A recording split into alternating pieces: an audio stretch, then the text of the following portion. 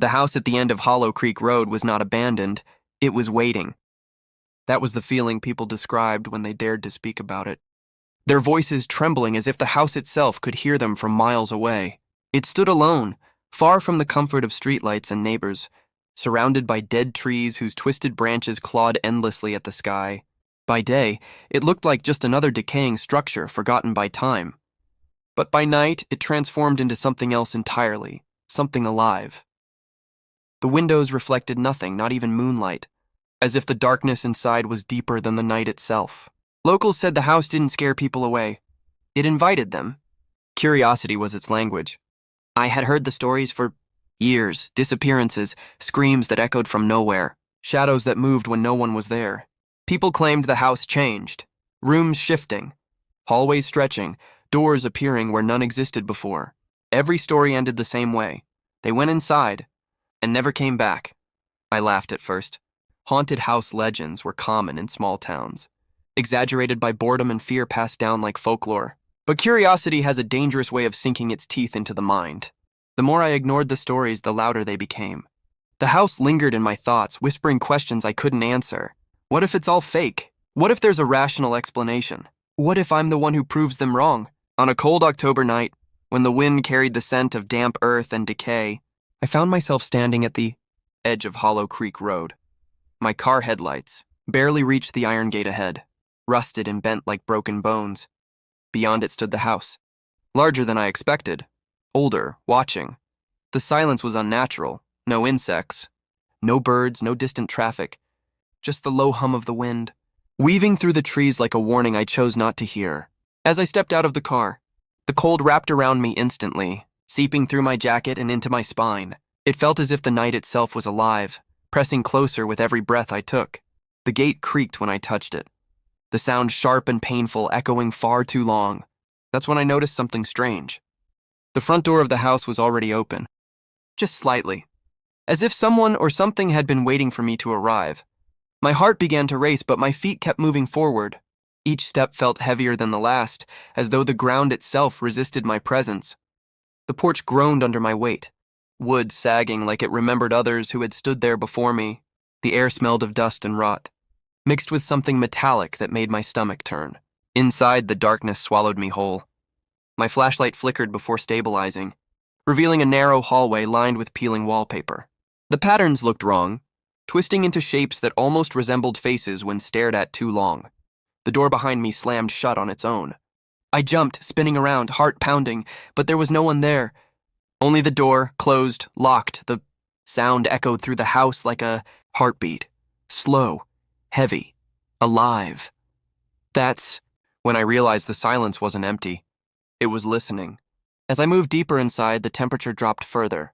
My breath fogged the air, hanging like ghosts before vanishing. Every step echoed unnaturally, bouncing off walls that seemed too far apart. The hallway stretched longer than it should have, bending my sense of distance. I passed door after door, all closed, all silent. But behind them, I could feel something watching. Shadows clung to the corners of the ceiling, trembling as though they were breathing. I told myself it was just my imagination.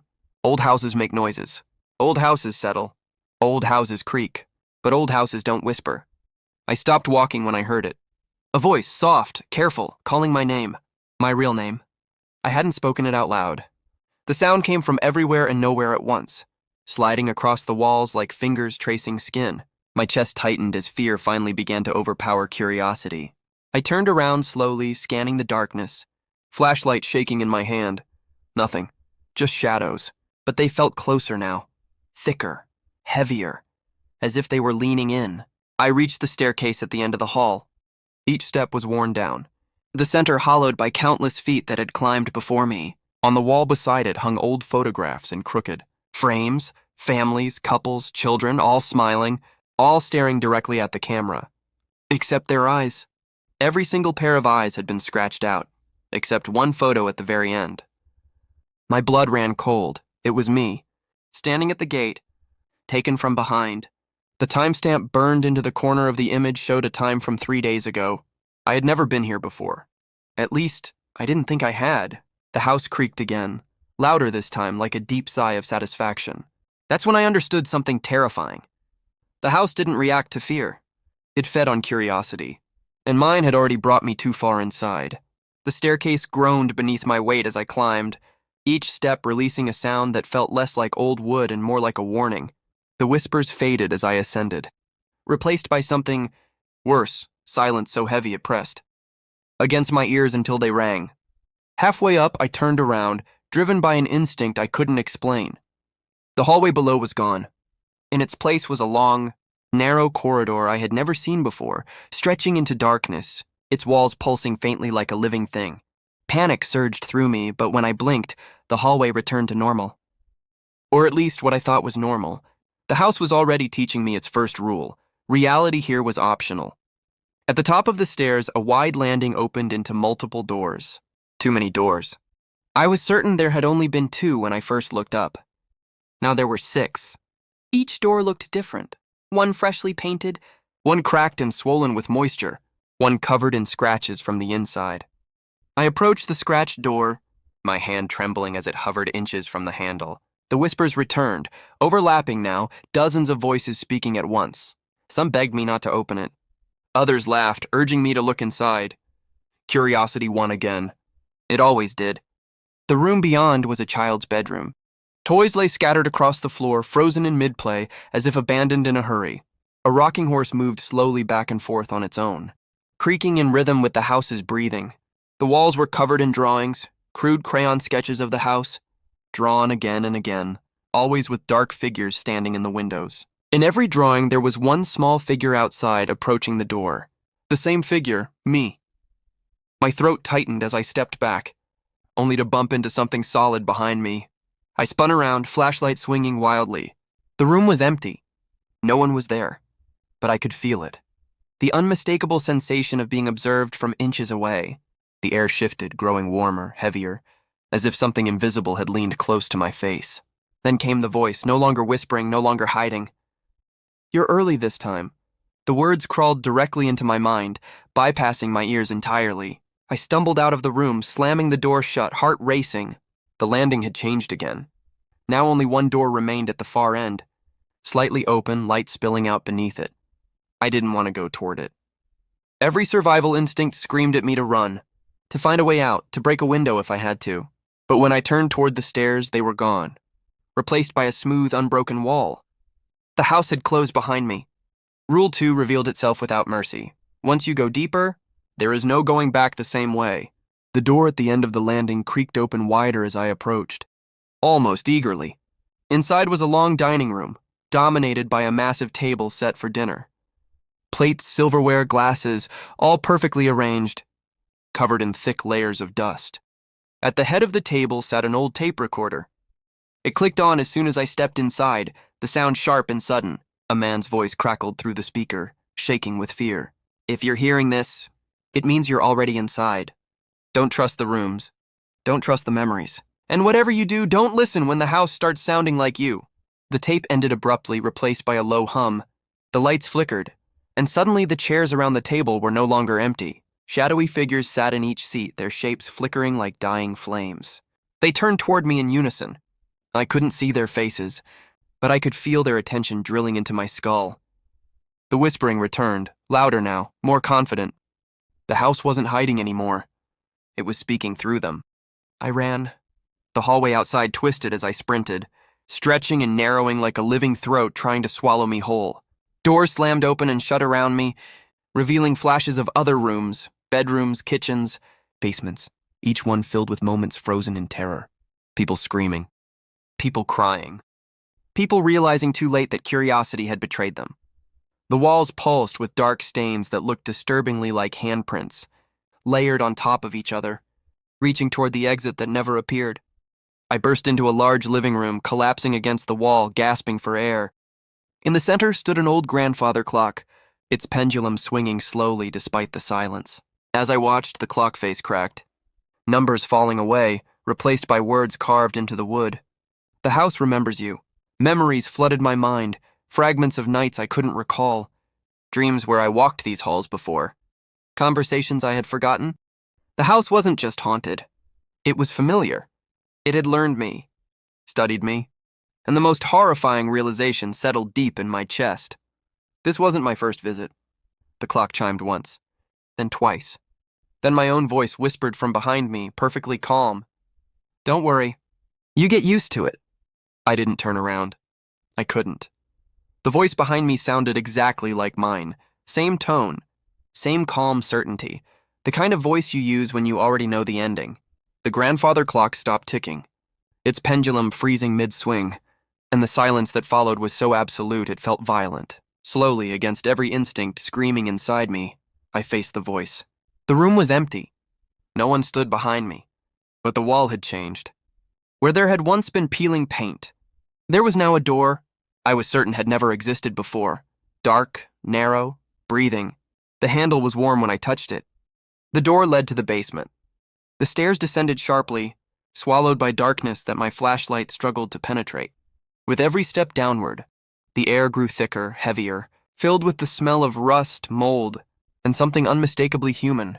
The walls were lined with names, hundreds of them, carved deep into the wood, layered over one another as if the house itself had tried to remember everyone it had taken. My knees weakened when I saw my name among them. Not once, dozens of times. Different handwriting, different depths, different ages. Some carvings were fresh, the wood still splintered. Others were old, nearly erased by time. That was when the truth began to crack through my denial. I hadn't just been here before. I had been here many times. At the bottom of the stairs stood a massive mirror, taller than the ceiling itself, its surface fractured like broken ice. I stepped closer, my reflection splitting into countless versions, each one different, older, younger, broken, smiling, screaming silently. Memories hit me like a flood I could no longer hold back. I saw myself entering the house years ago. Then decades ago, I saw myself warn others, lure them, watch them disappear. I saw the house change with each visit, growing smarter, adapting, learning new ways to pull curiosity tighter around its victims. The mirror spoke, not with sound, but with understanding. The house wasn't a place, it was a loop, a hunger that needed minds curious enough to step inside, brave enough to keep going, foolish enough to believe they were in control. Every person who entered left something behind, fear, memories, identity, and those who stayed long enough became part of the mechanism, caretakers, voices, shadows. I fell to my knees as the final memory returned. I had been the first to survive long enough to understand the house, or so I thought. I had made a deal without realizing it. Trade freedom for purpose, curiosity for eternity. Each time the house weakened, it sent me back out, erased parts of my memory. Let me live. Let me forget. So I could return again. And again. And again. That was the true horror. The house didn't trap people. It trained them. The mirror cracked further, and one reflection stepped forward while I remained frozen. It smiled, the same smile I had seen earlier, calm and knowing. "You always ask why the house chooses you?" it said gently. Then it leaned close and whispered, "It doesn't. You keep choosing it." The basement lights flickered, and suddenly I understood my role. I wasn't meant to escape. I was meant to continue the cycle, to become the whisper that sounds like comfort, the shadow that feels familiar, the voice that tells the next visitor they're not alone until it's too late. The house groaned above me, satisfied. Somewhere upstairs, a door opened. Someone new had arrived. I heard them before I saw them, the crunch of gravel outside, the hesitant footsteps on the porch, the pause that always comes right before curiosity wins. The house responded instantly, its walls creaking softly, not in anger but in anticipation. I stood in the shadows of the upper hallway, watching through the cracked window as the newcomer hesitated at the gate, flashlight trembling in their hand. I knew that fear. I remembered it. Or at least I remembered remembering it. The house shifted around me, hallways rearranging themselves smoothly, effortlessly, like a creature stretching after a long sleep. It no longer resisted my presence. It welcomed it. I was no longer a guest. I was part of the architecture now, the silence between footsteps, the breath behind the neck, the thought that says just one more step. The front door opened on its own, just like it had for me all those times before. The newcomer stepped inside, heart pounding so loudly I could almost hear it echo through the walls. I whispered then, not aloud, but through the house itself. Soft, calm, familiar. I warned them just enough to make them trust me. That was the trick. The house didn't want panic. Panic made people flee too early. It wanted curiosity sharpened by fear, guided carefully deeper into its core. I watched as shadows leaned closer, listening as much as watching. The walls absorbed every breath, every thought, every unspoken question forming in the newcomer's mind. Is this real? Am I imagining this? What happens if I keep going? They reached the staircase. I remembered standing there once, staring at the photographs, feeling my world tilt. I remembered swearing I would leave, swearing I was different. That illusion still clung to the house like perfume. The newcomer looked at the pictures, confusion turning into dread, and I felt the house pulse with pleasure. The whispers grew louder, not warnings now, but invitations. I guided them gently, carefully, the way I had been guided. The house learned through me, refined itself through me. Each visitor made it better, smarter, hungrier. By the time they realized the exit was gone, it was already too late. Dawn came and went outside without touching the house. Time had no authority here. Another missing person report would be filed. Another rumor would spread. Another warning would be ignored. The house would wait. It always waited, and I would wait with it, watching from the dark, my voice blending perfectly into the whispers that slid through the walls like veins. Somewhere deep inside, the last fragile piece of who.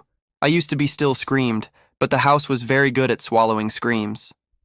So if you ever find yourself driving down an empty road, curiosity tugging at your thoughts, and you see a house standing alone where no house should be, windows dark, door slightly open, listen carefully to the silence. If it feels like the house is watching you, learning you, remembering you, it's because it already has. And once you step inside, you won't be the one telling the story anymore.